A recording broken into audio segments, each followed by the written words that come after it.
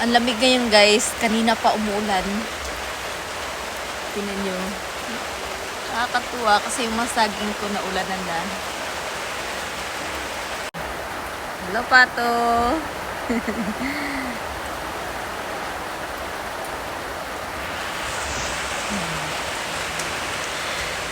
Tingnan nyo yung mga saging.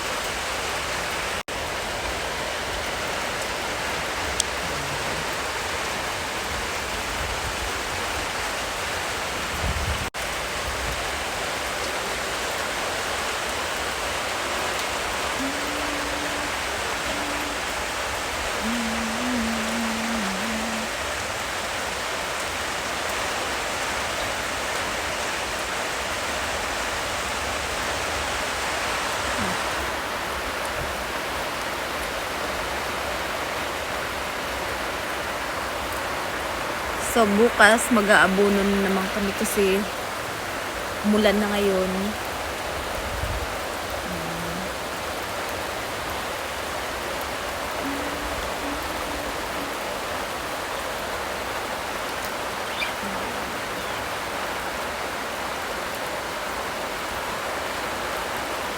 Tingnan nyo yung mga ubi sa gitna, guys. Ayan, mga ubi yan. Yung malaki na, oh.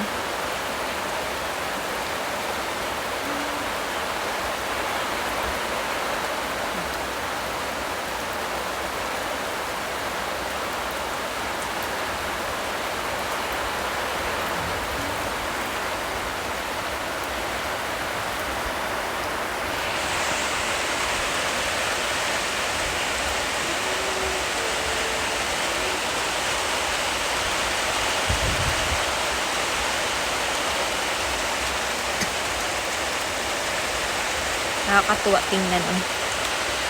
Pag makita mo yung mga tanim mo na ulanan,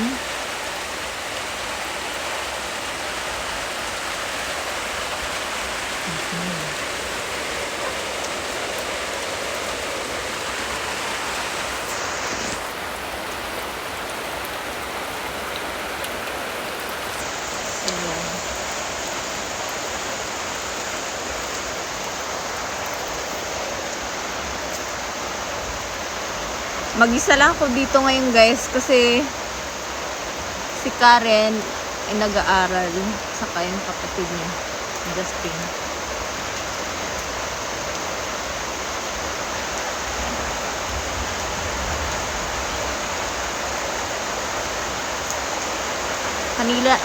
Kanina lang ako bumalik dito guys kasi umuwi ako sa bahay. So, si nanay is wala siya dito kasi pagdating ko, nag-harvest siya ng mga ano dyan, mga talong. Saka yung mga okra, sitaw. Kasi ibibintay niya daw guys.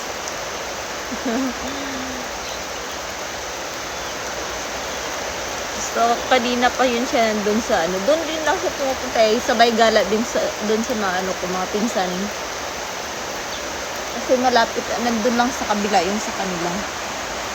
Sa ko is dito.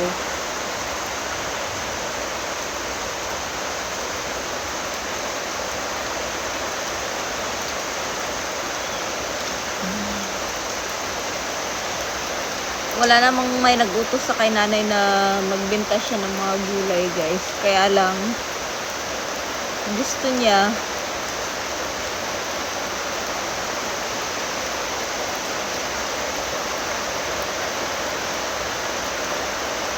Ganun ang ano niya, diskarte. Hindi siya mapakali pag uupo lang. Gusto niya yung may income siya araw-araw.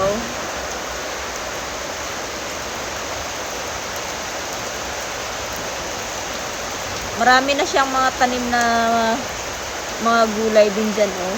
Saka mga ubi dun sa kabila. Tatanim siya ng mga ano guys, yung mga kung ano yung gusto niyang itatanim. Para exercise din daw para sa kanya. Hindi naman siya inuutusan.